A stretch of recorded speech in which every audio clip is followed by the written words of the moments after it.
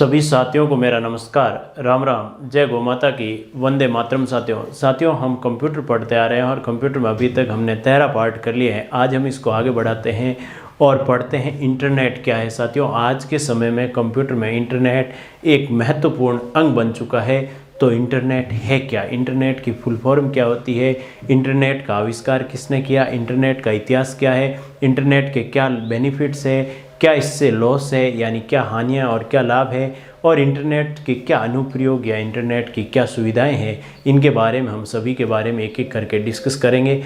तो साथियों शुरू करते हैं, इंटरनेट क्या होता है। तो इंटरनेट का फुल फॉर्म यदि आप देखें तो इंटरनेट का मतलब होता है साथियों इंटरनेशनल नेटवर्क। इंटरनेशनल नेटवर्क यह है इंटरनेट की फुल फॉर्म, यानी इंटरनेशनल नेटवर्क ऐसा नेटवर्क जो वर्ल्ड वाइड है, यानी पूरे संसार में फैला हुआ है, इंटरनेशनल लेवल पे फैला हुआ है, उससे कहते हैं इंटरनेट यानी इंटरनेशनल नेटवर्क।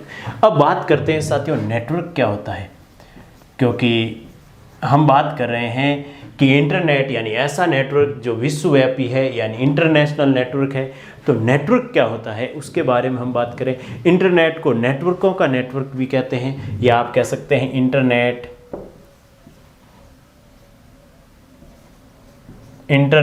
को नेटवर्कों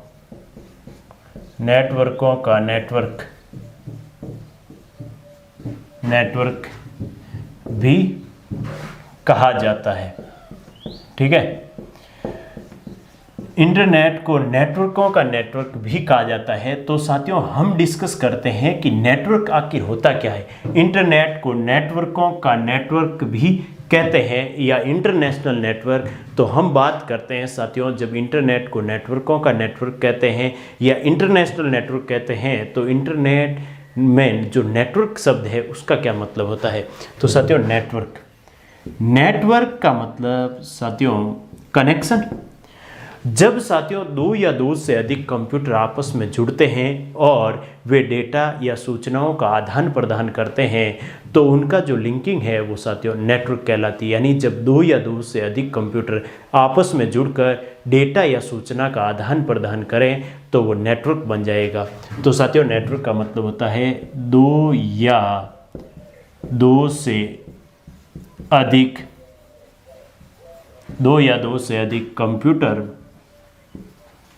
कंप्यूटरों का जुड़ना। दो या दो से अधिक कंप्यूटरों का जुड़ना क्या कहलाता है साथियों, नेटवर्क कहलाता है। यदि दो या दो से अधिक कंप्यूटर आपस में जुड़ जाएं किसी लाइन के थ्रू और वे डेटा का आदान प्रदान करें, सूचनाओं का आदान प्रदान करें, तो वो क्या बन जाएगा साथियों, नेटवर्क बन जाएगा। यह है नेटवर्क का मतलब, इंटरनेशनल नेटवर्क या नेटवर्कों का नेटवर्क। अब साथियों इंटरनेशनल नेटवर्क यानी इंटरनेट की खोज किसने की। सबसे पहले बात आती है, इतिहास हम पढ़ेंगे लेकिन खोज किसने की। तो साथियों इंटरनेट की खोज 1950 में विंडकर्फ ने की। वैज्ञानिक का नाम था 1950 में खोज, सन 1950 में खोज की थी इंटरनेट की, सन 1950 में विंडकर्फ ने। और विंडकर्फ को इंटरनेट का पितामह या इंटरनेट का पिता भी कहा जाता है। तो हम कह सकते हैं विंडकर्फ को इंटरनेट का पिता या जनक कहा जाता है। यदि पूछ ले इंटरनेट का पिता या इंटरनेट का जनक, जैसे कंप्यूटर का जनक चार्ल्स बेबेज है जिसने साथियों एनालिटिकल इंजन और डिफरेंस इंजन बनाया था, और इसी तरह से विंडकर्फ ने 1950 में इंटरनेट की खोज की थी। विंडकर्फ को इंटरनेट का पिता या जनक कहा जाता है। तो साथियों यदि पूछ ले कि इंटरनेट की शुरुआत कहाँ पे हुई या शुरुआत कब हुई, तो 1950 में इंटरनेट की शुरुआत हुई। अब साथियों हम डिस्कस करते हैं कि इंटरनेट का इतिहास क्या है। कोई साथी स्क्रीनशॉट लेना चाहे तो ले सकता है। तो साथियों इंटरनेट को आगे बढ़ाते हैं उससे पहले हम एक बार डिस्कस कर लेते हैं कि इंटरनेट की शुरुआत कब हुई। साथियों 1950 में। और इंटरनेट का जनक कौन है?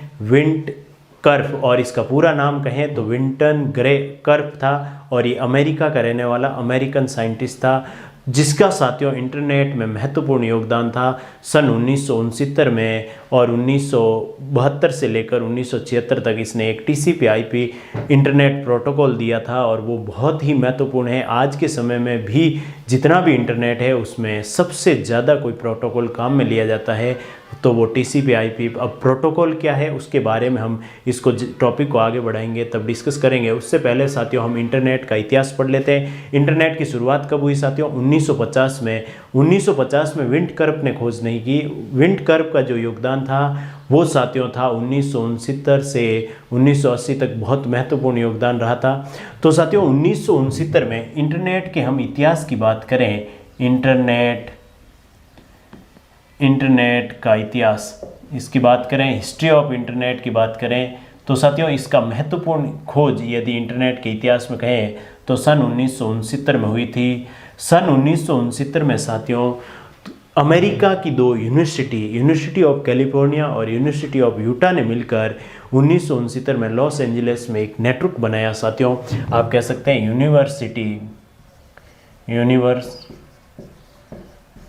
यूनिवर्सिटी ऑफ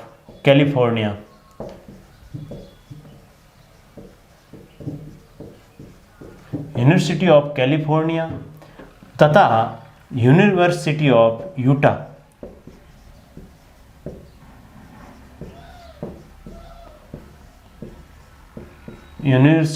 यूटा ने मिलकर साथियों एक नेटवर्क बनाया, और उस नेटवर्क का नाम था साथियों ARPANET।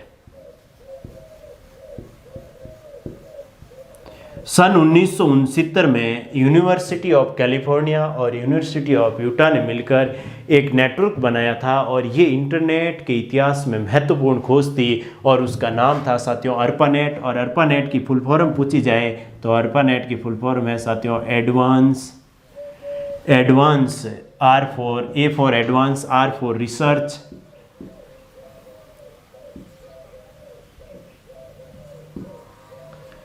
Research, P for project,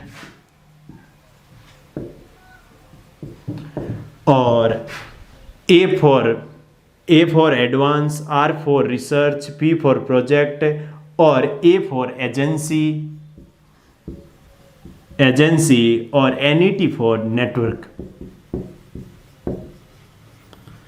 और इसकी खोज हुई थी साथियों 1969 में यूनिवर्सिटी ऑफ कैलिफोर्निया और यूनिवर्सिटी ऑफ यूटा ने मिलकर लॉस एंजलिस में कह सकते हैं आप, अमेरिका का एक शहर है लॉस एंजल्स, या आपकी इसको कह सकते हैं लॉस एंजलिस में सन 1969 में यूनिवर्सिटी ऑफ कैलिफोर्निया और यूनिवर्सिटी ऑफ यूटा ने मिलकर ARPANET बनाया था, advance research project agency network. और ये किस लिए बनाया साथियों? जितनी भी अमेरिकन जो शैक्षणिक संस्थाएं हैं, जितनी भी कॉलेज हैं उनके, और अमेरिका का जो रक्षा मंत्रालय है उनके कंप्यूटर को आपस में कनेक्ट करने के लिए। इसका साथियों उपयोग कहाँ हुआ?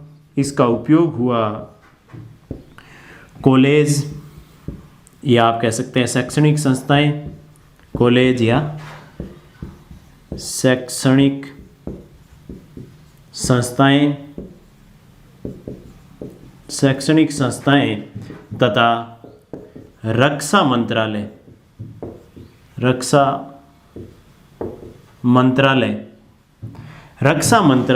के कंप्यूटरों को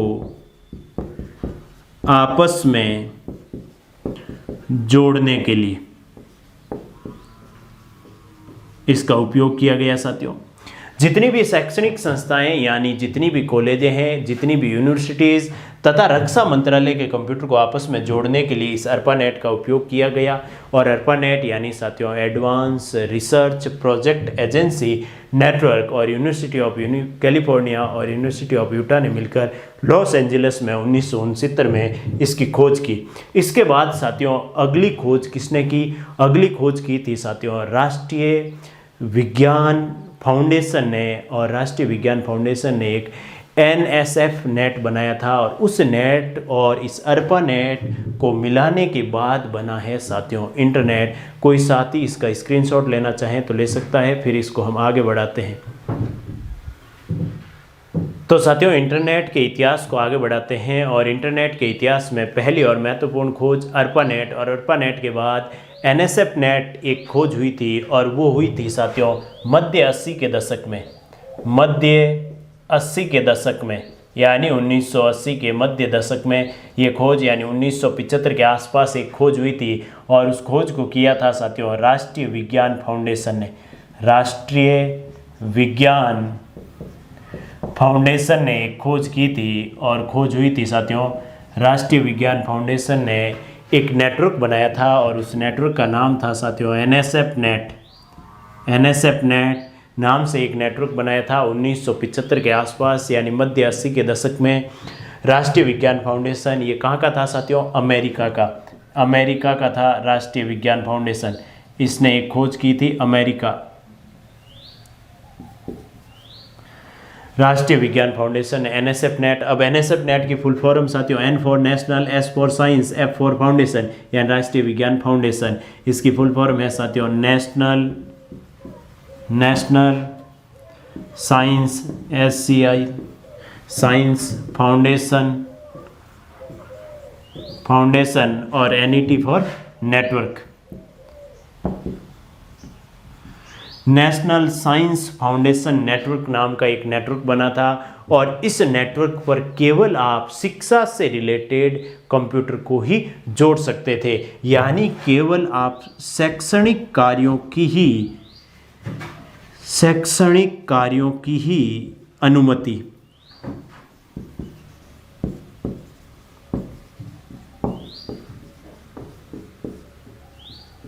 यानी इस नेटवर्क की आप लिमिटेशन कह सकते हैं, केवल शैक्षणिक कार्य ही इस पे किए जाते, यानी केवल शैक्षणिक रिलेटेड कोई कार्य या इंफॉर्मेशन आप आदान प्रदान करना चाहते हैं तो NSF नेट पर आदान प्रदान कर सकते थे। लेकिन साथियों व्यापार यानी वाणिज्य वर्ग से रिलेटेड जितने भी वाणिज्य वर्ग से जुड़े हुए लोग फिर इससे असुविधा होने लगी, क्योंकि वो ये चाहते थे कि ऐसा नेट आए जिससे हम भी हमारा कार्य आसानी से कर सकें, हमारी इंफॉर्मेशन यानी सूचनाओं का आदान प्रदान कर सकें। तो साथियों उससे जुड़े हुए कारोबार से जुड़े हुए लोगों ने अरपा नेट और NSF नेट को मिलाकर साथियों एक नई खोज हुई, और उसको कहा गया अरपा नेट और NSF नेट को मिलाकर एक नया नेटवर्क बनाया, और उस नए नेटवर्क को साथियों हम कहते हैं इंटरनेट। यानी इंटरनेट यहीं से बना है। इंटरनेट की शुरुआती खोज अरपा नेट और उससे नेक्स्ट खोज NSF नेट, और इन दोनों को मिलाकर साथियों बना दिया गया इंटरनेट। इंटरनेट आप शैक्षणिक कार्यों में काम में ले सकते हैं, वाणिज्य में काम में ले सकते हैं। आज के समय में हर फील्ड में इंटरनेट बहुत ही उपयोगी और एक अभिन्न अंग बन चुका है। तो साथियों अब हम इसको आगे बढ़ाएंगे इंटरनेट के इतिहास को, और हम पढ़ेंगे इंटरनेट के बेनिफिट्स क्या है, और इंटरनेट को हम यूज़ करते हैं तो इंटरनेट की हानि क्या है। कोई साथी स्क्रीनशॉट लेना चाहे तो ले सकता है। तो साथियों इंटरनेट को आगे बढ़ाते हैं और हम डिस्कस करते हैं इंटरनेट के लाभ क्या है, यानी एडवांटेज ऑफ इंटरनेट कौन कौन से हैं। तो इंटरनेट के लाभ क्या क्या है। इंटरनेट के लाभ, हम इंटरनेट को क्यों यूज लेते हैं, इंटरनेट का क्या लाभ है। एडवांटेज ऑफ इंटरनेट के क्या एडवांटेज है साथियों, क्यों हम इंटरनेट काम में लेते हैं। उसका कारण है साथियों, पहला कारण है विश्व में आप किसी भी स्थान पे है और दूसरा कोई व्यक्ति किसी भी स्थान पे है, यानी विश्व में कहीं भी किसी भी स्थान पर आपको संपर्क करना है, किसी भी स्थान की आपको सूचना चाहिए तो वो इंटरनेट के माध्यम से मिल सकती है। तो पहला और महत्वपूर्ण एडवांटेज, विश्व में किसी भी स्थान की सूचना प्राप्त, किसी भी स्थान की सूचना बहुत ही कम समय में प्राप्त की जा सकती है साथियों, बहुत ही कम समय में, बहुत ही कम समय में प्राप्त की जा सकती है। किसकी सहायता से साथियों? इंटरनेट की सहायता से। विश्व में किसी भी स्थान की सूचना बहुत ही कम समय में आप प्राप्त कर सकते हैं। चाहे अमेरिका की सूचना हमें इंडिया में चाहिए तो साथियों मिली सेकंड में आप प्राप्त कर सकते हैं सूचना। कोई समय नहीं लगता, ऐसे नहीं 1 घंटे में सूचना प्राप्त होगी, नहीं साथियों, सेकंड्स भी नहीं लगते हैं, मिली सेकंड में आप सूचना प्राप्त कर सकते हैं। आप विश्व में किसी भी स्थान पे है, किसी दूसरे स्थान वाले व्यक्ति से संपर्क करना है तो संपर्क भी, यानी कहीं पर भी, विश्व में कहीं पर भी किसी भी व्यक्ति से संपर्क किया जा सकता है। किसके माध्यम से? इंटरनेट के माध्यम से। तो दूसरा, विश्व में सूचना मिल सकती है। दूसरा, विश्व में किसी भी व्यक्ति से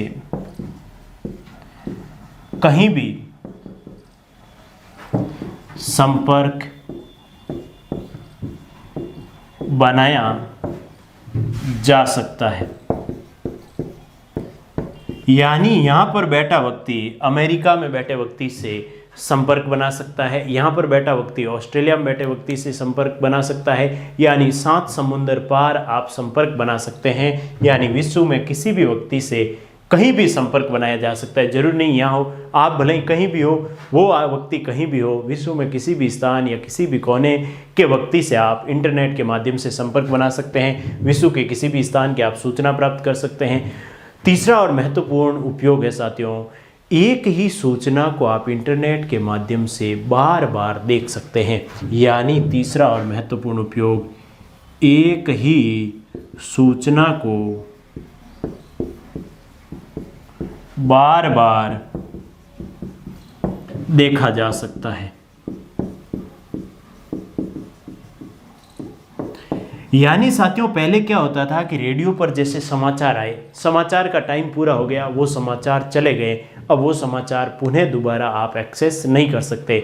जबकि इंटरनेट के माध्यम से कोई सूचना आपने प्राप्त की, उस सूचना को आप 1000 बार, लाख बार, कितनी भी बार बार देख सकते हैं, क्योंकि वो इंटरनेट पर सर्वर पर वो सूचना सेव रहती है। यानी एक ही सूचना को बार बार देखा जा सकता है।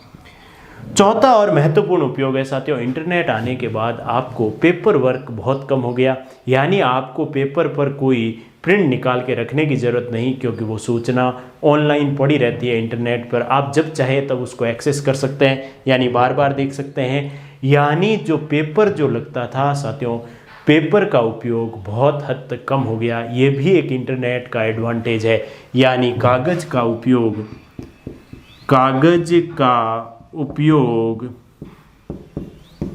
बहुत कम हो गया है। इंटरनेट के कारण कागज़ का उपयोग बहुत कम हो गया। आपको यदि डाक भेजना है तो कागज़ पर कोई सूचना लिखकर या पत्र लिखकर आपको पोस्ट ऑफिस के थ्रू भेजने की ज़रूरत नहीं। आप ऑनलाइन टाइप करें और उसको मेल भेज दें अगले आदमी को, ताकि सूचना उसको प्राप्त हो जाएगा, उसको आपका लेटर मिल जाएगा। अब इसमें किसी भी कागज़ की कोई ज़रूरत नहीं, और वो लेटर वो जब चाहे तब पढ़ सकता है। कागज़ का लेटर हो सकता है थोड़े समय बाद ख़राब हो जाए, गुम हो जाए, वो साथियों इंफॉर्मेशन सदैव सेव रहती है। तो इसलिए साथियों कागज़ का उपयोग बहुत कम हो गया।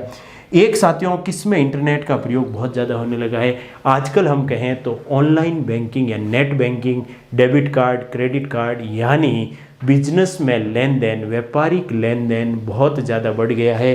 तो इसका उपयोग आप कह सकते हैं लेन देन में, लेन देन को बहुत आसान बना दिया है।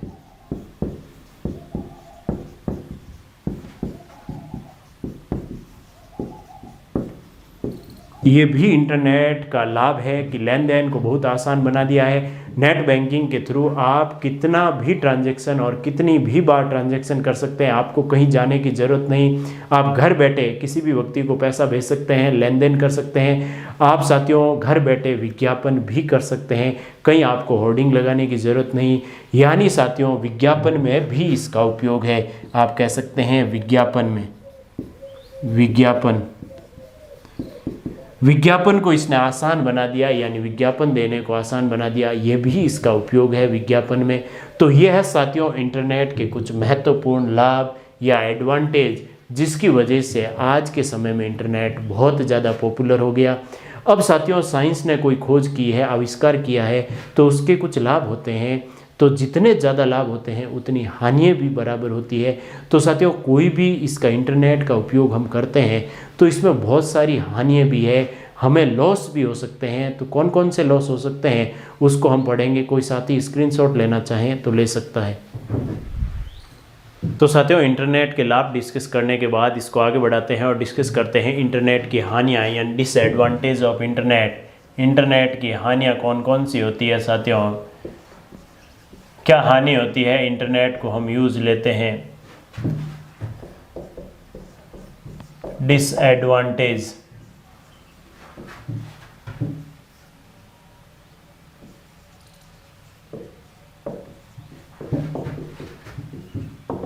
डिसएडवांटेज ऑफ इंटरनेट, कौन कौन से डिसएडवांटेज होते हैं। पहला डिसएडवांटेज, जैसे ही कोई कंप्यूटर नेटवर्क से जुड़ता है, इंटरनेट से जुड़ता है, तो उस कंप्यूटर में वायरस आ सकता है, यानी इंटरनेट के कारण कंप्यूटर में वायरस की एंट्री हो सकती है। पहला डिसएडवांटेज हम कह सकते हैं इंटरनेट के कारण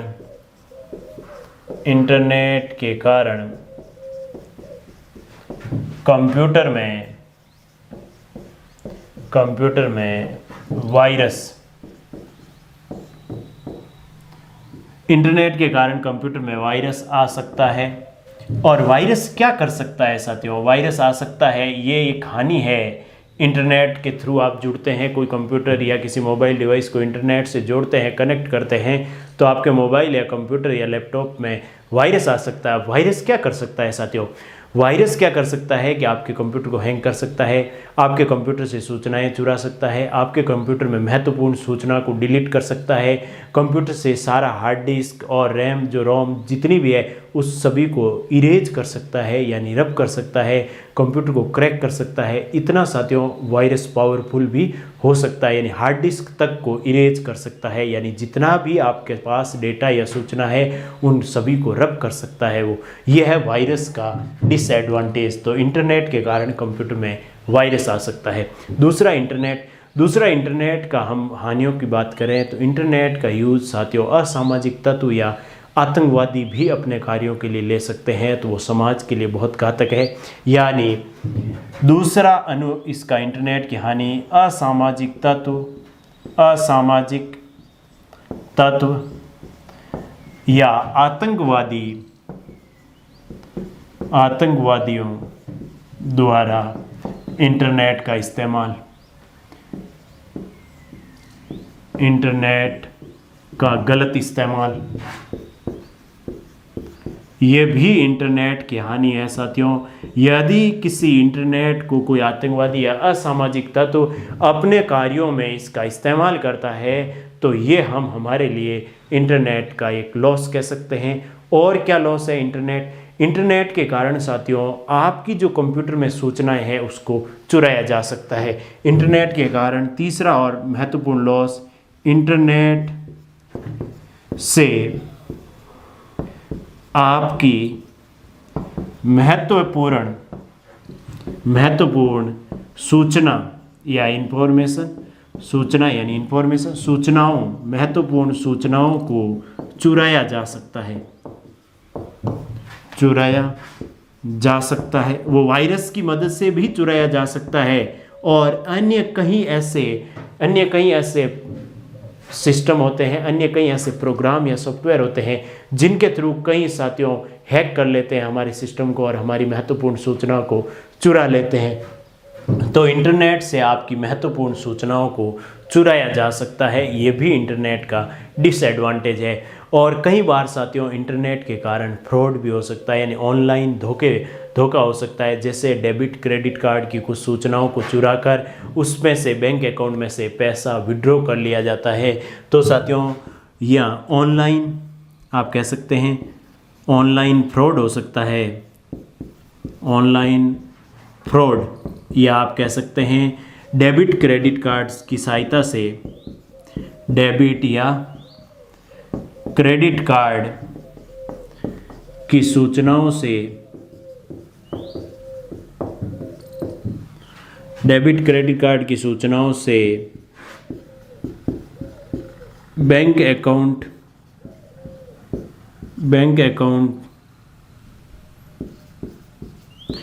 अकाउंट से पैसा विड्रॉ करना, पैसा निकालना।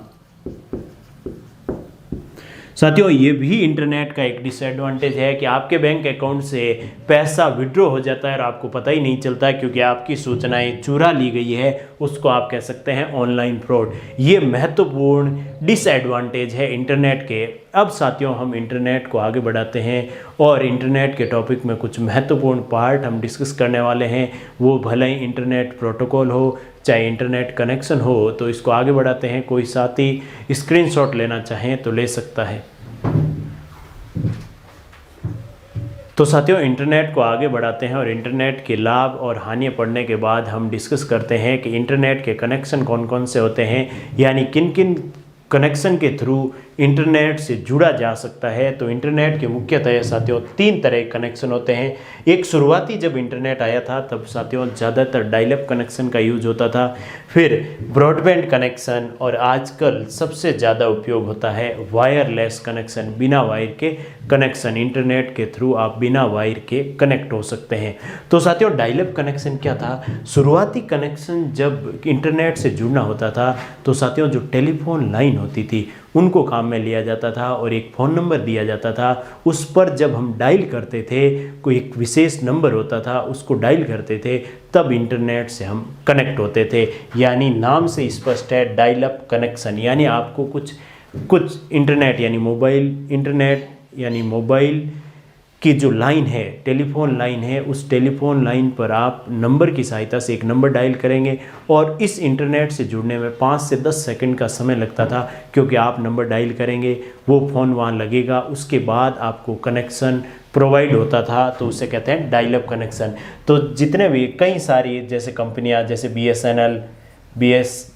BSNL, MTNL और एयरटेल, ये कंपनियाँ आपको प्रोवाइड करती थी डायल अप कनेक्शन शुरुआत में। वोडाफोन, ये जितनी भी कंपनियाँ हैं, ये सभी डायल अप कनेक्शन शुरुआत में देती थी। उसके बाद उसका विकल्प आया और ब्रॉडबैंड कनेक्शन। ब्रॉडबैंड कनेक्शन भी टेलीफोन लाइन के थ्रू ही जुड़ा जाता है, लेकिन डायल अप कनेक्शन से ज़्यादा फास्ट। उसमें कोई डायल करने की ज़रूरत नहीं होती थी, सीधा आपको कनेक्शन प्रोवाइड होता था।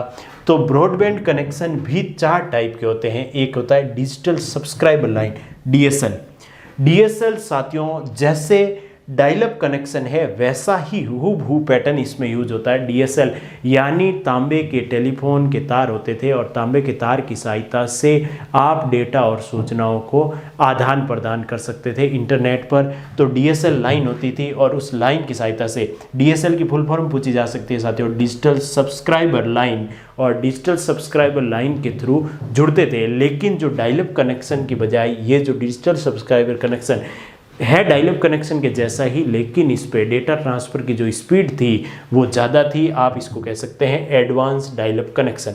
अब साथियों केबल मॉडेम, दूसरा है केबल मॉडेम। एक केबल मॉडेम हुआ करता था जिसमें कोएक्सियल केबल को काम में लिया गया, यानी इससे just next generation coaxial cable काम में ली गई और कोएक्सियल केबल की सहायता से डेटा का ट्रांसफ़र होने लगा। और एक मॉडेम लगता था सर्वर के पास भी, जहाँ से इंटरनेट सर्विस प्रोवाइडर है वहाँ पे भी एक मॉडेम लगता था और यूज़र के पास भी एक मॉडेम लगता था, और कोएक्सियल केबल की सहायता से ये कनेक्शन होता है। आज भी इसका यूज होता है कई जगह। इसके बाद है साथियों फाइबर ऑप्टिक्स।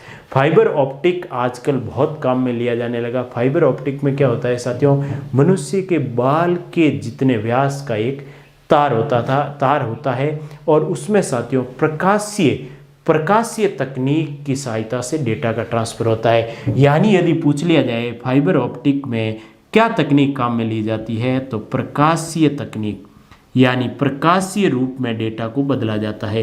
प्रकाशीय तकनीक की सहायता से डेटा का ट्रांसफ़र होता है और इसकी स्पीड साथियों कोएक्सियल केबल यानी केबल मॉडेम और DSL से बहुत ज़्यादा है। और आजकल जितने भी इंटरनेट सर्विस प्रोवाइडर है वे सभी इसका यूज करते हैं फाइबर ऑप्टिक्स की सहायता से डेटा का ट्रांसफ़र करते हैं। समय भी बहुत कम लगता है, बहुत फास्ट होता ये भी केबल कनेक्शन ही है। ये ब्रॉडबैंड कनेक्शन कोई भी वायरलेस कनेक्शन नहीं है, सारे केबल कनेक्शन है। और उसके बाद ब्रॉडबैंड ओवर पावर लाइन, यानी ऐसी जगह जहाँ पर आपके पास DSL नहीं है या आपके पास फाइबर ऑप्टिक की लाइन नहीं है, ऐसे दूर दराज के गांव जहाँ पर बिजली तो जाती है लेकिन टेलीफोन लाइनें नहीं हैं, ब्रॉडबैंड लाइन भी नहीं है, DSL भी नहीं है और केबल मॉडेम भी वहाँ नहीं है, फाइबर ऑप्टिक भी नहीं है, जबकि वहाँ आपको इंटरनेट का कनेक्शन देना है। तो आप बिजली की लाइन है साथियों, बिजली की लाइन के ऊपर भी आप ब्रॉडबैंड का कनेक्शन यानी इंटरनेट का ट्रांसफ़र कर सकते हैं, डेटा ट्रांसफ़र कर सकते हैं। तो ब्रॉडबैंड और पावर लाइन, इसकी स्पीड थोड़ी कम होती है, लेकिन आप इसको कह सकते हैं ब्रॉडबैंड ऑन पावर लाइन भी कह सकते हैं। अब इसको आगे बढ़ाते हैं और तीसरा और महत्वपूर्ण कनेक्शन और आज के समय में बहुत ज़्यादा यूज लिया जाने वाला कनेक्शन है साथियों वायरलेस कनेक्शन, यानी बिना वायर के। जितने भी ब्रॉडबैंड कनेक्शन है सारे वायर के, डायल अप कनेक्शन भी वायर के थ्रू था, लेकिन साथियों वायरलेस कनेक्शन में हम ज़्यादातर सबसे ज़्यादा इस्तेमाल करते हैं वो मोबाइल वायरलेस कनेक्शन और एक है वाईफाई। तो वाईफाई यानी वायरलेस फिडेलिटी। साथियों वाईफाई बहुत पॉपुलर है और वाईफाई की आपको फुल फॉर्म पूछी जा सकती है। तो वाईफाई की जो फुल फॉर्म है वो है साथियों वायरलेस फिडेलिटी। वाईफाई की फुल फॉर्म वायरलेस फिडेलिटी। और ये वाईफाई कहाँ काम में लिया जाता है साथियों? होटल में काम में लिया जाता है या रेस्टोरेंट में या कोई सिनेमा हॉल है, यानी जहाँ भी प्राइवेट जगह है, या आप किसी मॉल में काम में ले सकते हैं या रेलवे स्टेशन पे, हवाई जहाज़ के हवाई अड्डे पर, ये बस स्टैंड पे ये काम में लिए जाते हैं। यानी जहाँ भी प्राइवेट नेटवर्क, वायरलेस फिडेलिटी एक प्राइवेट नेटवर्क है। वाईफाई के थ्रू आप बहुत सारे मोबाइल और बहुत सारे कंप्यूटर डिवाइसेस जुड़ सकती है इंटरनेट से बिना वायर के, यानी वायरलेस फिडेलिटी। दूसरा है साथियों world wide interoperability for microwave access यानी विनमैक्स। विनमैक्स क्या होती है कि साथियों यदि आपको आवासीय स्थान पर, जहाँ पर आप एक स्थिर जगह है, बहुत ज़्यादा स्पीड से आपको नेटवर्क चाहिए, ये भी वायरलेस नेटवर्क ही होता है, लेकिन आवासीय कॉलोनियों में जहाँ आप स्थिर है, रोज़ाना वहाँ आपका काम होता है, तो विनमैक्स नेटवर्क की सहायता से, या कोई कंपनी है जैसे प्राइवेट लिमिटेड कंपनी है, उसको बहुत वृहद स्तर पर या बहुत लंबी दूरी के, ये वाईफाई की साथियों वाईफाई की लिमिट होती है, एक बहुत लंबी दूरी तक ये वायरलेस कनेक्शन इससे होता नहीं है, जबकि विनमैक्स से बहुत लंबी दूरी तक आप वायरलेस कनेक्शन से कनेक्ट हो सकते हैं और इंटरनेट से जुड़ सकते हैं। तो वहाँ काम में लिया जाता है। विनमैक्स की फुल फॉर्म है world wide interoperability for microwave access. अब साथियों इसको आगे बढ़ाते हैं और जो महत्वपूर्ण है वो है सैटेलाइट और मोबाइल।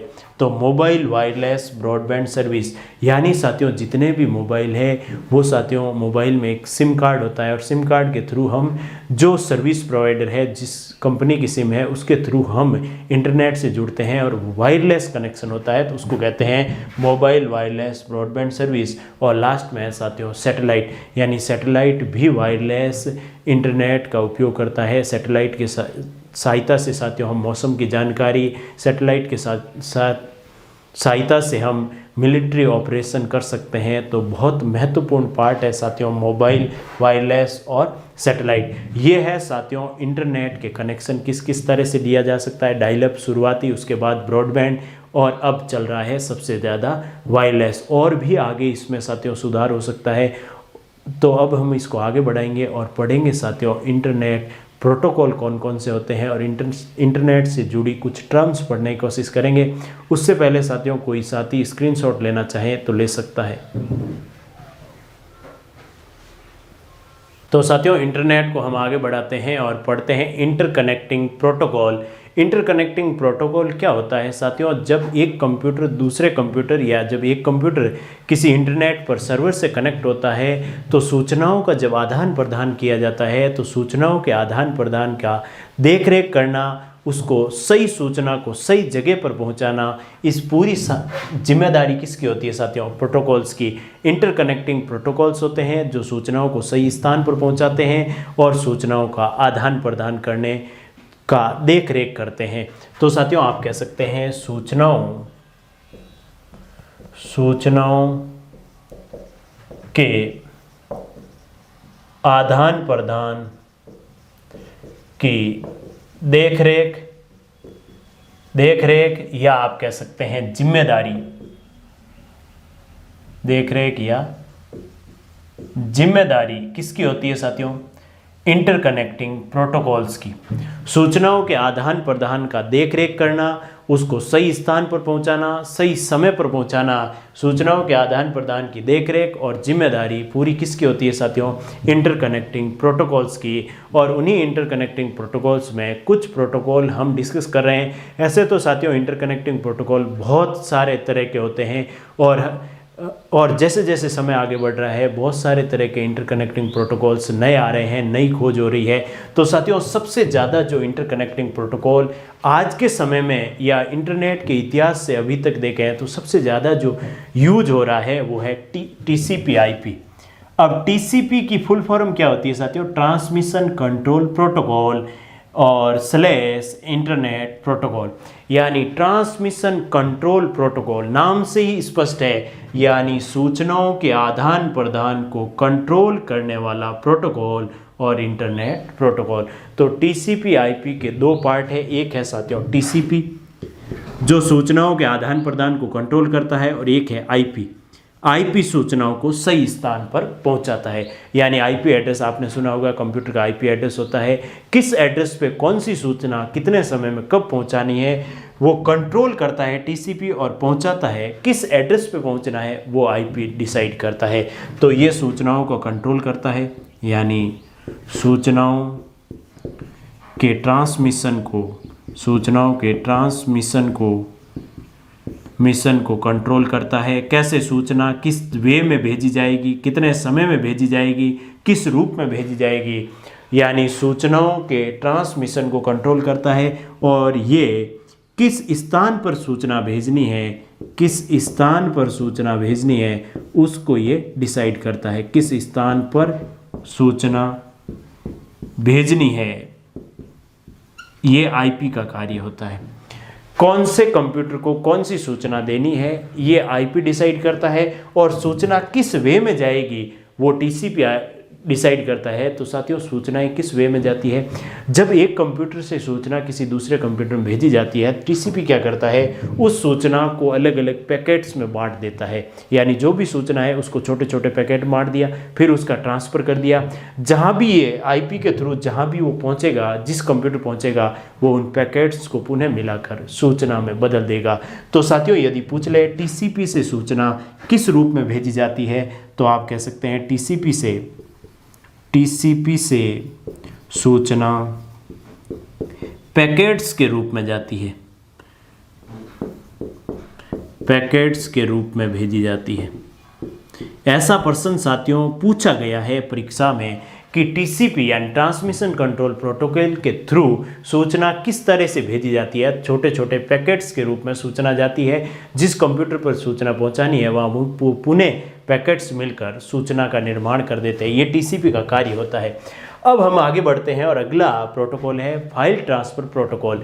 जब भी साथियों आप अपने कंप्यूटर से कोई फाइल किसी वेबसाइट पर अपलोड करते हैं या आप डाउनलोड करते हैं, जैसे ऑनलाइन स्टडी में आपने कोई वीडियो अपलोड किया या डाउनलोड किया, तो जब भी कोई फाइल आप अपलोड करते हैं या डाउनलोड करते हैं तो उस पूरे प्रोसेस को कंट्रोल कौन करता है? फाइल ट्रांसफ़र, यानी आप कह सकते हैं फाइल अपलोडिंग तथा downloading. File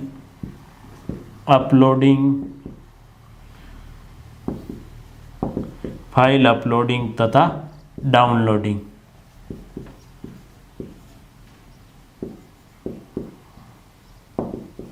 file uploading, downloading और इस पूरी क्रिया को जो नियंत्रित करता है, जो कंट्रोल करता है, वो होता है फाइल ट्रांसफ़र प्रोटोकॉल। इस सभी की देखरेख करने वाला प्रोटोकॉल है।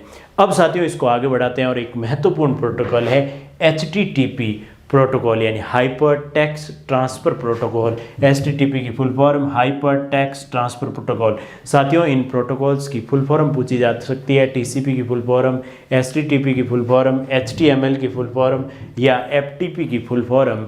तो ये बहुत ही महत्वपूर्ण प्रोटोकॉल है। तो HTTP आपने जब भी कोई वेबसाइट का लिंक आपने डाउनलोड किया या कोई वेबसाइट लिंक आप यदि कंप्यूटर के किसी ब्राउज़र में लिंक आप सर्च करते हैं तो सबसे पहले साथियों किसी भी वेबसाइट के लिंक से सर्वप्रथम लिखा होता है HTTP। HTTP यानी हाइपर टेक्स्ट ट्रांसफ़र प्रोटोकॉल, यानी किसी भी वेब सर्वर पर कोई वेबसाइट आपको सर्च करनी है, यानी किसी सर्वर से आप कनेक्ट होना चाहते हैं, तो सर्वर से कनेक्ट होने के लिए यह प्रोटोकॉल आपकी मदद करता है। सर्वर से या आप कह सकते हैं वेब सर्वर से कनेक्शन किस प्रोटोकॉल के थ्रू होता है साथियों? HTTP प्रोटोकॉल के थ्रू। यानी किसी भी वेब सर्वर से किसी भी संस्था की, किसी कंपनी की या किसी गवर्नमेंट डिपार्टमेंट की किसी वेबसाइट से आप कनेक्ट होना चाहते हैं, तो वहाँ क्या काम, कौन काम करता है, आपकी कौन मदद करता है? तो HTTP यानी हाइपर टेक्स्ट ट्रांसफ़र प्रोटोकॉल की सहायता से आप सूचनाएं एक्सेस कर सकते हैं किसी भी वेब सर्वर से। अब साथियों आगे है HTML यानी हाइपर टेक्स्ट मार्कअप लैंग्वेज। इसका क्या काम है साथियों? जब भी आप किसी वेबसाइट पे जाते हैं तो वेबसाइट पर जो सूचनाओं का प्रदर्शन, यानी वेबसाइट पर सूचनाएं टेक्स्ट में हो सकती है, सूचनाएं ग्राफिकल हो सकती है, जो भी सूचनाएं किस वे में प्रदर्शित करनी है वो साथियों HTML डिसाइड करता है। यानी सूचनाएं किस तरह से प्रदर्शित करनी है, सूचनाओं का प्रदर्शन, सूचनाओं का प्रस्तुतिकरण या आप कह सकते हैं प्रदर्शन, यानी सूचनाएं आपको किस तरह से प्रदर्शित होगी। आप टेक्स्ट वे में सूचनाएं लेंगे या ग्राफिकल वे में सूचनाएं लेंगे, वो सारा किससे डिसाइड होता है? HTML लैंग्वेज पे। और HTML लैंग्वेज में साथियों जो मार्कअप टैग होते हैं, वो जब भी मार्कअप टैग आपको लिखना है तो मार्कअप टैग सदैव इस ब्रैकेट के अंदर लिखे जाते हैं। आप लेस देन और ग्रेटर देन के साइन के बीच में आप कमांड लाइन एंटर कर सकते हैं मार्कअप लैंग्वेज की।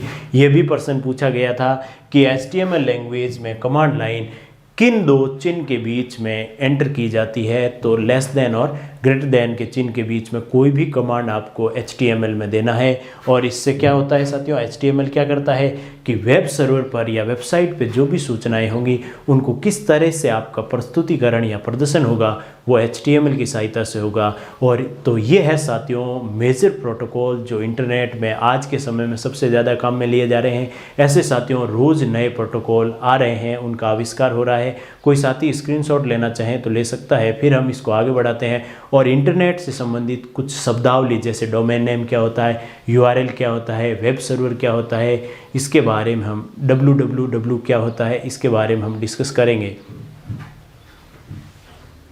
तो साथियों इंटरनेट के टॉपिक को आगे बढ़ाते हैं और प्रोटोकॉल पढ़ने के बाद हम पढ़ते हैं साथियों इंटरनेट से संबंधित शब्दावली। कौन कौन सी शब्दावली इंटरनेट में काम में ली जाती है? जैसे साथियों सबसे ज़्यादा शब्दावली जो उपयोग होती है वो होती है www। ये क्या होता है www? www की फुल फॉर्म होती है, कोई भी साथियों वेबसाइट जब शुरू होती है वो HTTP और :/ और फिर होता है www डॉट। तो www का मतलब होता है साथियों फुल फॉर्म यदि पूछ ली जाए तो वर्ल्ड वाइड वेब। www की फुल फॉर्म है साथियों वर्ल्ड वाइड वेब। अब क्या है ये www? जैसे साथियों HTTP एक प्रोटोकॉल है, वैसे ही साथियों आप कह सकते हैं जो www यानी वर्ल्ड वाइड वेब एक विशेष प्रकार का सर्वर है साथियों।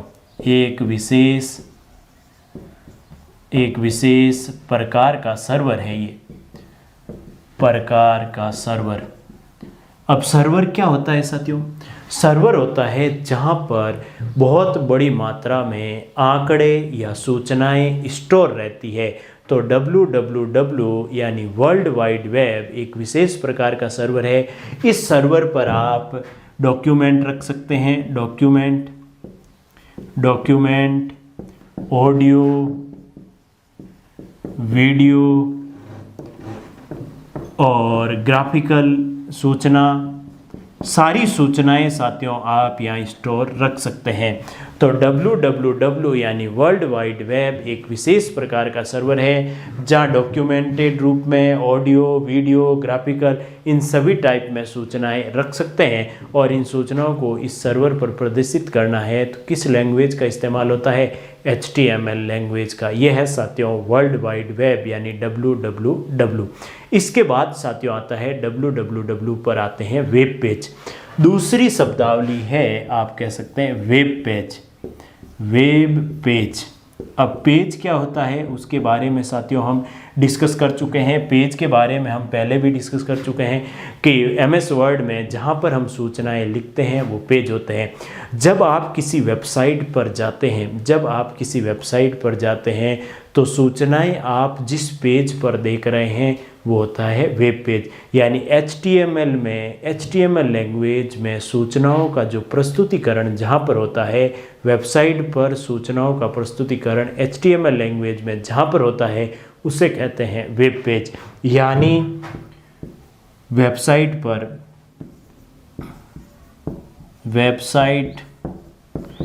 पर सूचनाओं को HTML हाइपरटेक्स्ट मार्कअप लैंग्वेज की सहायता से प्रदर्शित करने वाले स्थान को आप क्या कहेंगे? Web page. करने वाले स्थान क्या कहलाते हैं? Web page. यानी HTML लैंग्वेज में आप वेबसाइट पर सूचनाएं जिस पेज पर देख रहे हैं, जिस स्थान पर देख रहे हैं, वो आपका कहलाता है वेब पेज। अब वेब पेज के बाद नंबर आता है साथियों, हमने डिस्कस किया वेबसाइट क्या होती है। तो वेबसाइट होती है साथियों वेब पेजों का समूह। यानी बहुत सारे वेब पेज आपस में हाइपरलिंक होते हैं, यानी आपस में एक दूसरे से लिंक होते हैं और बहुत सारे वेब पेज मिलकर क्या बनाते हैं? वेबसाइट। तो तीसरी टर्म है इसमें, शब्दावली है वेबसाइट क्या होती है। यानी आप कह सकते हैं वेब पेजों का संग्रह। वेब पेजों का समूह। वेब पेजों का समूह क्या कहलाता है? वेबसाइट। बहुत सारे वेब पेजों का जो समूह है, बहुत सारे वेब पेज मिलकर एक वेबसाइट बनाते हैं। जो वेब पेजों का समूह जो आपस में हाइपरलिंक की सहायता से हाइपरलिंक से जुड़े रहते हैं। हाइपरलिंक से जुड़े रहते हैं। वेबसाइट होती है साथियों वेब पेजों का समूह जो आपस में हाइपरलिंक से जुड़े रहते हैं। और वेब पेज किस लैंग्वेज में लिखे जाते हैं? HTML लैंग्वेज में। तो ये होता है साथियों वेबसाइट। कई बार आप देखते हैं कि वो वेबसाइट, उस डिपार्टमेंट की वेबसाइट कौन सी है, उस कंपनी की वेबसाइट का क्या नाम है। तो वेबसाइट होता है वेब पेजों का समूह और वेब पेज होता है साथियों सूचनाओं को HTML की सहायता से प्रदर्शित करने वाले स्थान क्या कहलाते हैं? Web page. अब साथियों वेब पेज के साथ में कई बार होता है होम पेज। होम पेज, किसी भी वेबसाइट पर आप जाएंगे तो उस वेबसाइट का जो पहला पेज होता है वो होम पेज कहलाता है। यानी आप कह सकते हैं, यहाँ मैं लिख देता हूँ चौथी terms home page. Home page किसी भी वेबसाइट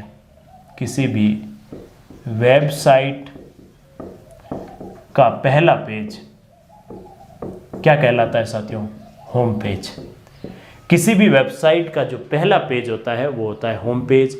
वेब पेज वेबसाइट के पेज जहाँ सूचनाएं प्रदर्शित की जाती है और वेब पेजों का समूह क्या कहलाता है? वेबसाइट। और www यानी वर्ल्ड वाइड वेब एक विशेष प्रकार का सर्वर है जिससे आप डॉक्यूमेंट, ऑडियो, वीडियो, ग्राफिकल कैसी भी सूचनाएं प्राप्त कर सकते हैं। कोई साथी स्क्रीनशॉट लेना चाहे तो ले सकता है। फिर इसको आगे बढ़ाते हैं और इंटरनेट से संबंधित कुछ और शब्दावली हम डिस्कस करते हैं। तो साथियों इंटरनेट से संबंधित शब्दावली को आगे बढ़ाते हैं और इंटरनेट में अगली शब्दावली है, जैसे कई बार ऐसा शब्द काम में लिया जाता है कि वेब ब्राउज़र। अब वेब ब्राउज़र क्या होता है ये हमें पता होना चाहिए साथियों। वेब ब्राउज़र जैसे वेब पेज क्या होता है, वेबसाइट क्या होता है, होम पेज क्या होता है, www क्या होता है, ये हमने डिस्कस किया है। वेब ब्राउज़र क्या होता है साथियों? यानी आप वेब www पर कोई सूचनाएं आपको ढूंढनी है, उस सूचनाओं को ढूंढकर प्राप्त करके उसको प्रदर्शित करना है तो वो किसकी सहायता से होता है? Web browser. जैसे इंटरनेट एक्सप्लोरर एक वेब ब्राउज़र है, उस पर आप कोई वेबसाइट लिखेंगे www.google.com तो साथियों गूगल पर पड़ी सूचनाएं जो कहाँ पे स्टोर है, www पर, और उस वेब सर्वर पर जो सूचना स्टोर है वो आपको निकाल कर देगा।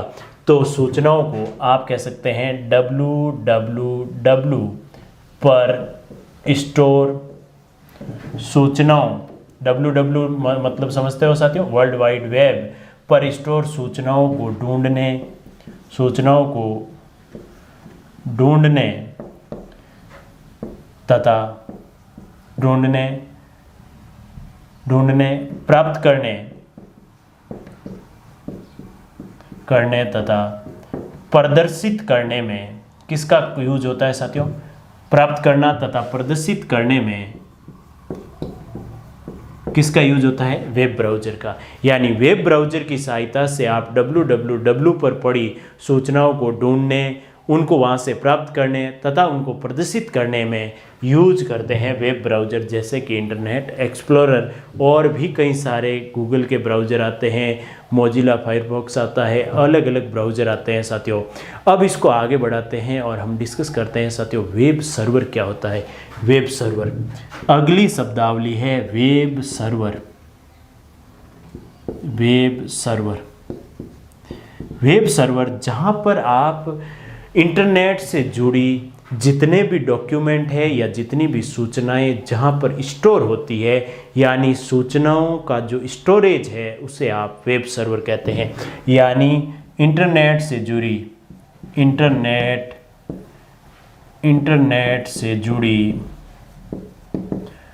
सूचनाएं जहां पर स्टोर होती है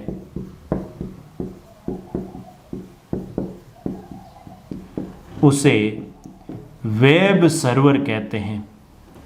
जैसे www वेब सर्वर कहते हैं।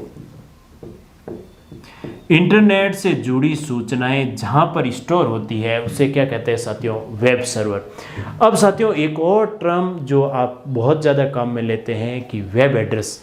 जैसे ये वेब ब्राउज़र, फिर वेब सर्वर, www क्या है? एक वेब सर्वर है।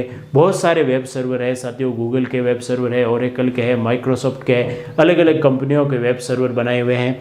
तो साथियों एक और टर्म काम में ली जाती है वेब एड्रेस। वेब एड्रेस, जितनी भी साथियों इंटरनेट पर जो फाइल है या इंटरनेट पर जो दस्तावेज या डॉक्यूमेंट का एक एड्रेस होता है, जितने भी वेब पेज हम कह सकते हैं, जितनी भी वेबसाइट, उनका एक साथियों यूनिफॉर्म एड्रेस होता है वेब सर्वर पर। तो आप कह सकते हैं वेब पेज का वेब सर्वर पर एड्रेस को क्या कहते हैं? Web address. या आप कह सकते हैं वेब सर्वर पर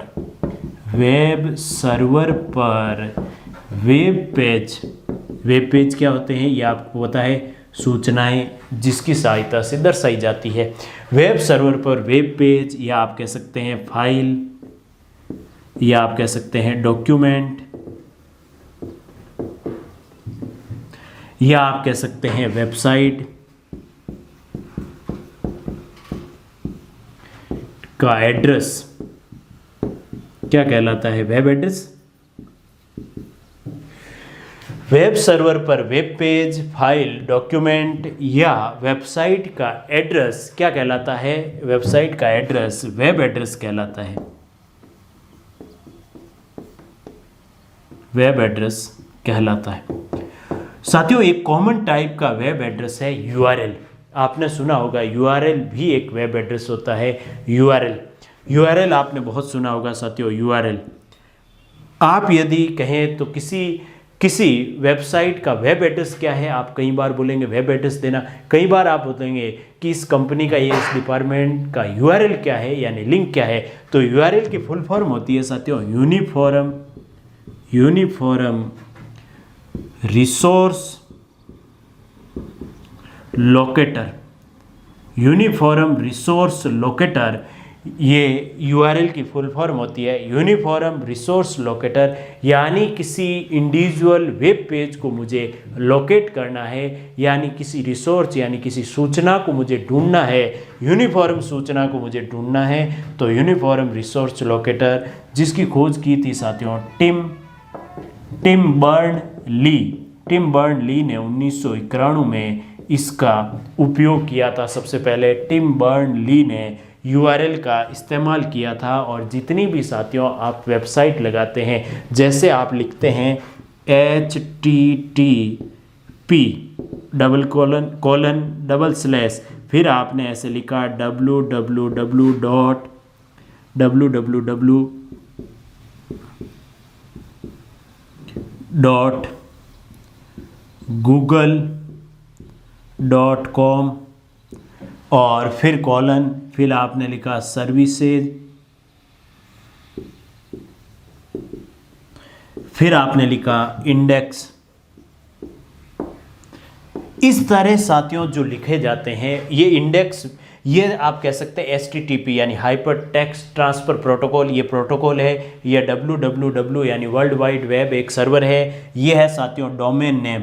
और इस पूरी को मिलाकर आप क्या कहते हैं साथियों, URL यूनिफॉर्म रिसोर्स लोकेटर। यानी आपको इंडेक्स नाम के पेज पर जाना है, गूगल डोमेन नेम है। अब डोमेन नेम क्या होता है वो अभी हम डिस्कस करते हैं। कई बार google.com होता है, कई बार जैसे भारत.info, भारत.gov.in, कई बार gov यूज़ होता है। तो ये डोमेन नेम क्या होता है इसके बारे में हम चर्चा करेंगे।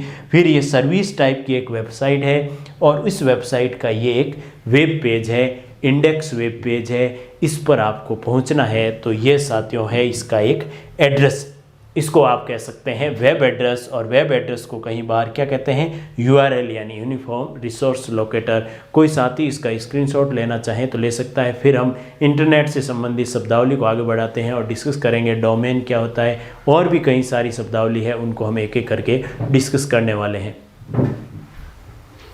तो साथियों इंटरनेट से जुड़ी शब्दावली को हम आगे बढ़ाते हैं और डिस्कस करते हैं डोमेन नेम क्या होता है। साथियों डोमेन नेम, जैसे अभी हमने बात की डोमेन नेम।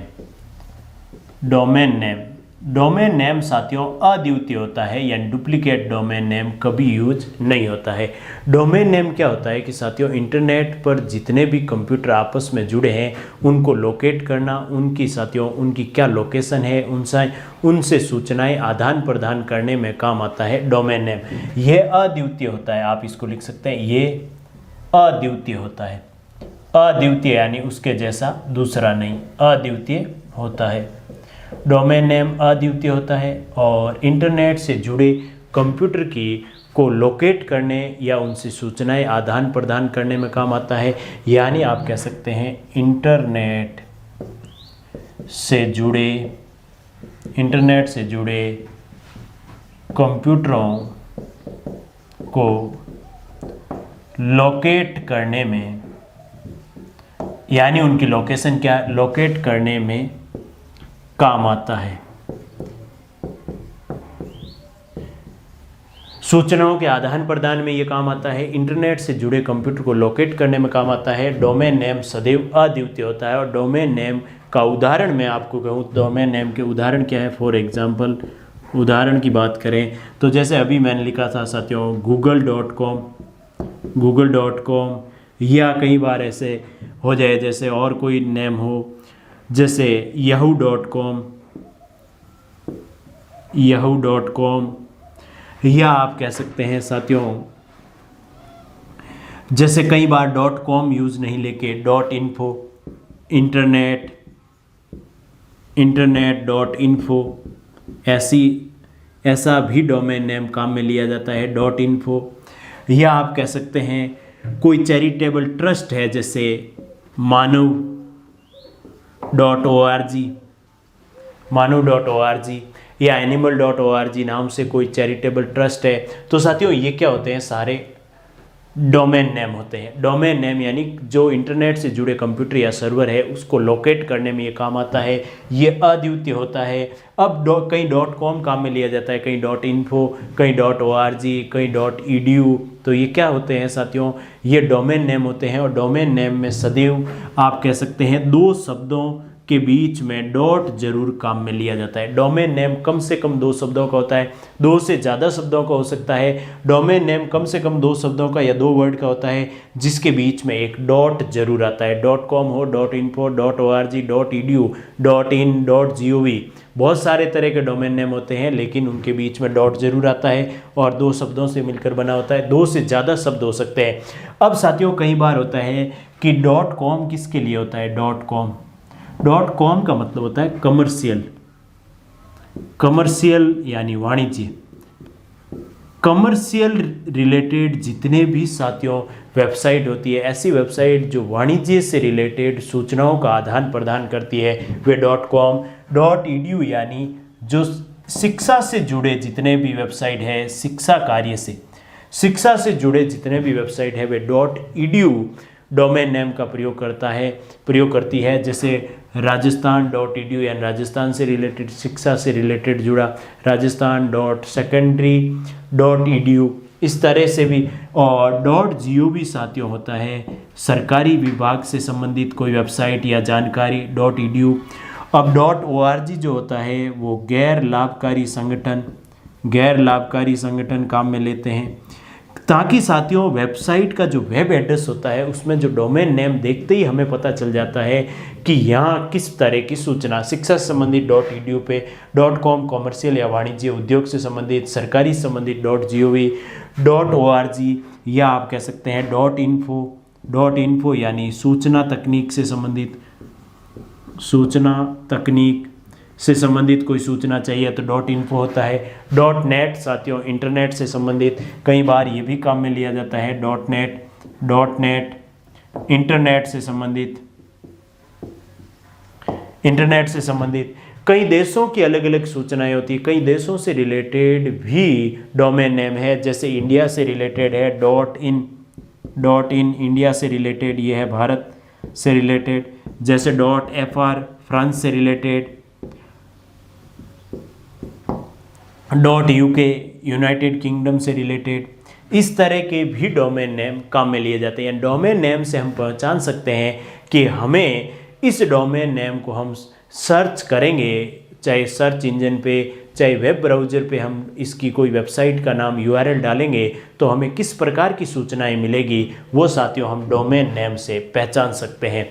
अब साथियों इसको आगे बढ़ाते हैं डोमेन नेम को, और कुछ और इंटरनेट से संबंधित शब्दावली, जैसे ब्लॉग्स क्या होते हैं, न्यूज़ ग्रुप क्या होते हैं, इंट्रानेट क्या होता है, या सर्च इंजन क्या होता है, और सर्च इंजन और वेब ब्राउज़र में क्या डिफरेंस है, उसके बारे में हम डिस्कस करते हैं। कोई साथी स्क्रीनशॉट लेना चाहे तो ले सकता है। तो साथियों इंटरनेट से संबंधित शब्दावली को आगे बढ़ाते हैं, और अगली शब्दावली है सर्च इंजन। कि सर्च इंजन क्या होता है साथियों? आपने देखा होगा Google search engine, Yahoo search engine, और एक होता है अभी हमने डिस्कस किया वेब ब्राउज़र। वेब ब्राउज़र और सर्च इंजन में डिफरेंस क्या होता है? वेब ब्राउज़र साथियों आपको मैं क्लियर कर देता हूं कि वेब ब्राउज़र एक एप्लीकेशन सॉफ्टवेयर है, जबकि सर्च इंजन एक वेबसाइट है। सर्च इंजन एक वेबसाइट है, और वेबसाइट क्या होता है? वेब पेजों का समूह, जबकि वेब ब्राउज़र एक एप्लीकेशन सॉफ्टवेयर है। Application software. यदि पूछे कि वेब ब्राउज़र क्या है, तो वेब ब्राउज़र एप्लीकेशन सॉफ्टवेयर है। जैसे अभी एक बैन हुआ था एप्लीकेशन सॉफ्टवेयर चाइना का साथियों, वेब ब्राउज़र जो था यूसी ब्राउज़र, जो बहुत ही पॉपुलर था और उसको गवर्नमेंट ने बैन कर दिया है। वेब ब्राउज़र एक एप्लीकेशन सॉफ्टवेयर होता है जिस पर आप कोई भी URL टाइप करते हैं तो www.google.com इस तरह की वेबसाइट या URL आप टाइप करते हैं तो आपको साथियों उससे संबंधित जो वर्ल्ड वाइड वेब सर्वर पर जो सूचना पड़ी है उसको वो ढूंढता है, प्राप्त करता है और आपके सामने प्रदर्शित कर देता है। वो होता है वेब ब्राउज़र, किसी एक विशेष वेबसाइट से संबंधित सूचना। अब सर्च इंजन क्या होता है? सर्च इंजन में आप कोई टॉपिक या किसी के बारे में कोई जानकारी ढूंढना चाहते हैं, किसी विषय के बारे में, तो वो टॉपिक आप सर्च इंजन में लिखते ही उस टॉपिक से संबंधित सारी जानकारी आपके सामने हो जाएगी। जितनी भी जानकारियां इंटरनेट पर उस टॉपिक से संबंधित पड़ी है वे सारी आपके सामने अवेलेबल हो जाएगी। अब आप कौन सी वेबसाइट पर वो जानकारी ढूंढना चाहते हैं वो आप वहाँ पे जाकर ढूंढ सकते हैं। तो ये है साथियों सर्च इंजन एक वेबसाइट होती है किसी टॉपिक से या किसी टॉपिक या विषय से संबंधित, किसी टॉपिक या विषय से संबंधित सभी जानकारियां जानकारियां आपके सामने ये प्रदर्शित करता है, आपके सामने प्रदर्शित करता है। यह है साथियों सर्च इंजन का काम, यानी उस टॉपिक से रिलेटेड जितनी भी जानकारियां इंटरनेट पे पड़ी है वो आपके सामने शो कर देगा। अब आप कौन से लिंक पे क्लिक करते हैं और कौन सी वेबसाइट पर जाते हैं वो आपके ऊपर निर्भर है कि आप कौन से लिंक से आप उस टॉपिक के बारे में जानकारी लेना चाहते हैं। यह सर्च इंजन का काम, एक वेबसाइट होती है जबकि वेब ब्राउज़र एक एप्लीकेशन सॉफ्टवेयर है। अब इसको आगे बढ़ाते हैं और कुछ और टर्म, जैसे साथियों एक शब्दावली आती है ब्लॉग्स। ये क्या होता है ब्लॉग्स? ब्लॉग्स क्या होते हैं इंटरनेट पे? तो ब्लॉग्स आप कह सकते हैं साथियों, ब्लॉग्स कई लोग कहते हैं कि इस व्यक्ति का ब्लॉग या इस व्यक्ति का ब्लॉग। तो ब्लॉग्स क्या होता है? किसी भी व्यक्ति की सलाह या सूचना होती है, प्राइवेट सूचना होती है किसी व्यक्ति की। और ब्लॉग्स साथियों आप कह सकते हैं एक वेब पेज या वेबसाइट होती है। ब्लॉग्स भी एक तरह का वेब पेज, आप कह सकते हैं एक तरह का वेब पेज या वेबसाइट यानी वेब पेजों का समूह। वेबसाइट, ब्लॉग एक तरह का वेब पेज या वेबसाइट होती है जिसमें किसी व्यक्ति की निजी सलाह या राय होती है। जैसे साथियों किसी पर्टिकुलर जगह के बारे में कोई व्यक्ति किसी पर्टिकुलर जगह पर घूम के आया है, उस पर्टिकुलर जगह के बारे में उस व्यक्ति की राय या सलाह क्या है वो ब्लॉग्स कहलाती है साथियों। जैसे कोई व्यक्ति बहुत फेमस व्यक्ति है, वो किसी जगह पर गया या किसी होटल में गया, किसी रेस्टोरेंट में या किसी हॉस्पिटल में गया, तो उस हॉस्पिटल के बारे में, रेस्टोरेंट या होटल के बारे में उसकी जो राय होती है, निजी सलाह, वो कहलाती है साथियों ब्लॉग्स। वो उसमें ब्लॉग्स में वो उस रेस्टोरेंट या उस हॉस्पिटल के फोटो भी डाल सकता है, उसके स्टाफ मेंबर की डिटेल भी डाल सकता है और उनके बारे में राय भी दे सकता है कि वहाँ कैसा व्यवहार हुआ, वो जगह कैसी है। तो साथियों किसी व्यक्ति, यहाँ क्या होता है, किसी व्यक्ति की निजी सलाह या राय, निजी सलाह या राय क्या कहलाती है साथियों? ब्लॉग्स। और ब्लॉग्स किसके रूप में प्रदर्शित होते हैं? वेब पेज, और बहुत सारे वेब पेज हो जाए तो वो हो जाती है वेबसाइट। अब साथियों इसको आगे बढ़ाते हैं और कुछ और शब्दावली, जैसे इंट्रानेट क्या होता है, न्यूज़ ग्रुप क्या होता है, उसके बारे में डिस्कस करेंगे। कोई साथी स्क्रीनशॉट लेना चाहे तो ले सकता है। तो साथियों इंटरनेट शब्दावली को आगे बढ़ाते हैं और इंटरनेट शब्दावली में एक साथियों शब्द आता है इंट्रानेट।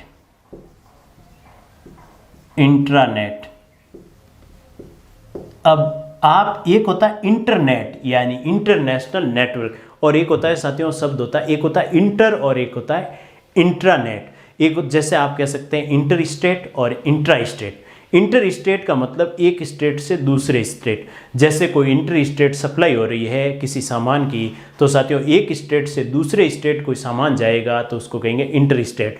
लेकिन यदि कहें इंट्रा स्टेट सप्लाई हो रही है यानी एक स्टेट के अंदर ही सप्लाई होना, क्या कहलाता है? इंट्रानेट। यानी इंटरनेशनल नेटवर्क यानी पूरे विश्व में एक देश से दूसरे देश कोई नेटवर्क चल रहा है तो वो इंटरनेट। लेकिन इंट्रानेट यानी कोई कंपनी या कोई संगठन के जितने भी निजी कंप्यूटर जिस नेटवर्क के थ्रू आपस में जुड़े रहते हैं वो होता है इंटरनेट। जैसे किसी गवर्नमेंट डिपार्टमेंट की कोई वेबसाइट है और उसका साथियों बैकएंड है, बैकएंड यानी उस वेबसाइट का बैकएंड जहां डेटा सेव रहते हैं और डेटा पर जहां एडिटिंग होती है उसको कहते हैं साथियों इंट्रानेट। यानी हम कह सकते हैं किसी कंपनी या संगठन के निजी कंप्यूटर यानी प्राइवेट, पब्लिक नहीं साथियों, के निजी कंप्यूटर जिस नेटवर्क से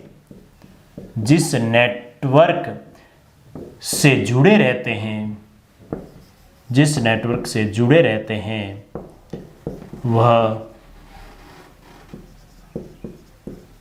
वह इंट्रानेट कहलाता है।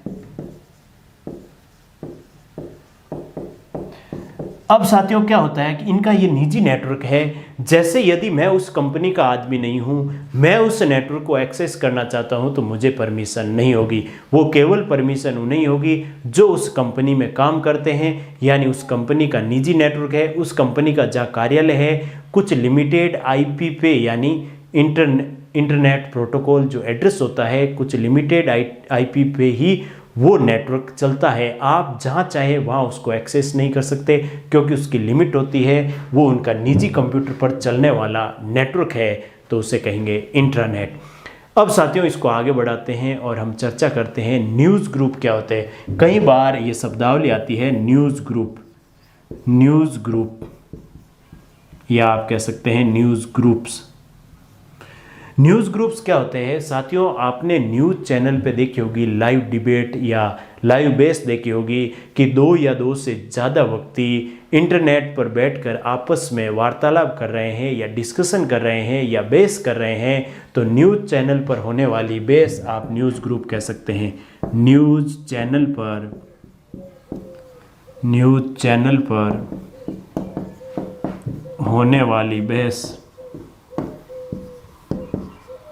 या आप कह सकते हैं डिस्कशन। जो न्यूज़ चैनल पर होने वाली बेस या डिस्कशन है उसको कहते हैं न्यूज़ ग्रुप। 4-5 व्यक्ति इंटरनेट के थ्रू कनेक्ट होकर आपस में बातचीत करते हैं किसी टॉपिक के ऊपर, तो उसको कहते हैं न्यूज़ ग्रुप। ये है साथियों इंटरनेट से जुड़ी कुछ महत्वपूर्ण शब्दावली। अब साथियों हम इसको आगे बढ़ाएंगे और इंटरनेट हमने पढ़ा है, तो इस इंटरनेट की सेवाएं क्या है, इंटरनेट की सर्विसेज क्या है, उसके बारे में डिस्कस करेंगे। कोई साथी स्क्रीनशॉट लेना चाहे तो ले सकता है। तो साथियों इंटरनेट के टॉपिक को आगे बढ़ाते हैं और डिस्कस करते हैं इंटरनेट की सेवाएं क्या है। इंटरनेट की सेवाएं,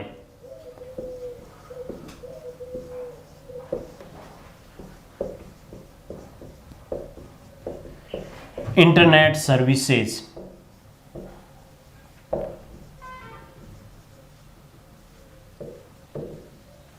कौन कौन सी सर्विसेज होती है साथियों इंटरनेट की, हम देखें तो इंटरनेट साथियों आजकल सबसे ज़्यादा इंटरनेट काम आ रहा है। तो आप चैटिंग कर सकते हैं अपने साथी से, यानी आप WhatsApp chat, Facebook chat, messenger chat, बहुत सारी चैटिंग ऐप आ गई है साथियों।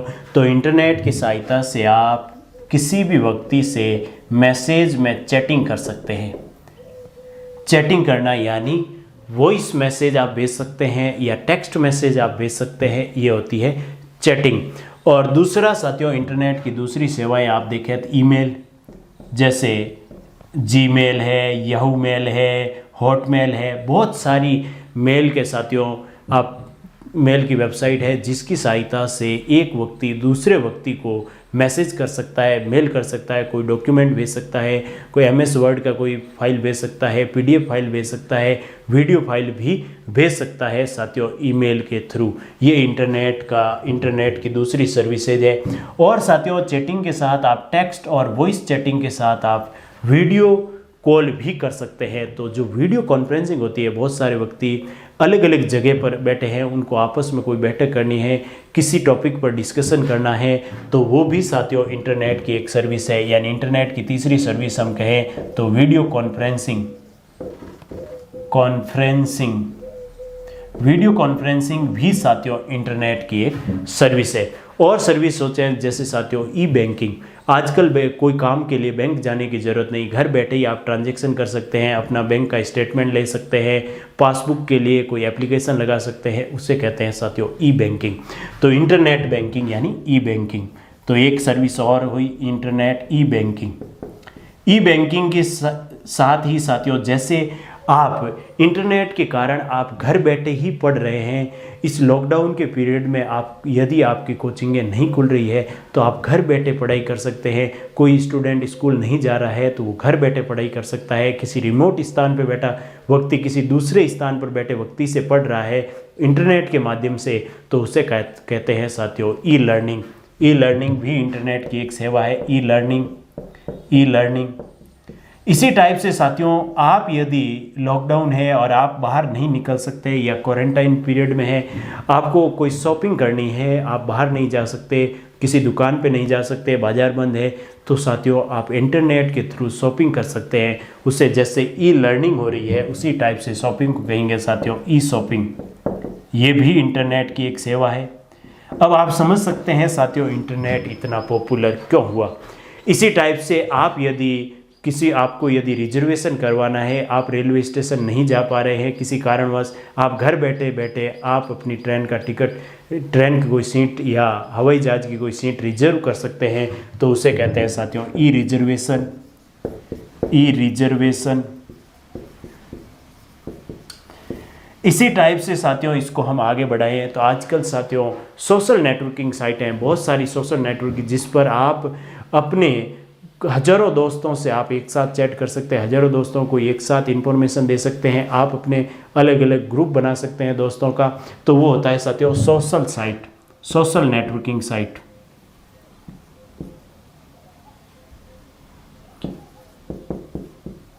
Social networking site. Social networking भी साथियों आप कह सकते हैं इंटरनेट का ही एक सेवा है, जिसके थ्रू आप कई लोगों से कनेक्ट हो सकते हैं। वो उसकी कोई सीमाएं नहीं है, वो किसी स्थान से बंधी हुई नहीं है। आप विश्व स्तर पर कितने ही अपने दोस्त बना सकते हैं, उनसे चैट कर सकते हैं। तो सोशल नेटवर्किंग एक होता है साथियों। इसमें एक और सेवा होती है ई कॉमर्स। ई कॉमर्स मतलब ई शॉपिंग ही होता है साथियों। वैसे तो ई कॉमर्स हम देखें तो ई कॉमर्स और ई शॉपिंग में ज़्यादा कोई फ़र्क नहीं है, लेकिन साथियों ई कॉमर्स में जितनी भी वाणिज्यिक लेन देन है, आपको शॉपिंग करनी है, आपको उस शॉपिंग का पेमेंट करना है, वो सारा आपको आ जाता है ई कॉमर्स में। उनका व्यापार से रिलेटेड कोई वस्तुओं का विज्ञापन करना है या व्यापार से रिलेटेड जितनी भी गतिविधियाँ होती है वे सारी ई कॉमर्स में, इंटरनेट के थ्रू व्यापारिक गतिविधियाँ करना ई कॉमर्स। एक होता है साथियों, एक शब्दावली कई बार पूछी गई है, एम कॉमर्स।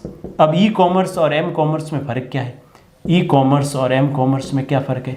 एम कॉमर्स भी कह सकते हैं। एम कॉमर्स यानी ऐसी कॉमर्शियल एक्टिविटी जो साथियों मोबाइल के थ्रू की गई है, मोबाइल या नोटबुक जो होती है या मोबाइल के through, M for mobile, mobile के थ्रू जो भी कॉमर्शियल गतिविधियाँ होती है, चाहे वस्तुओं का आदान प्रदान हो यानी वस्तुओं की लेन देन, खरीद फरोख्त, तो जो भी कॉमर्शियल गतिविधियाँ मोबाइल के थ्रू की गई है वो एम कॉमर्स, और इंटरनेट के थ्रू या आप कह सकते हैं कंप्यूटर के थ्रू इंटरनेट से कनेक्ट है तो वो होती है ई कॉमर्स।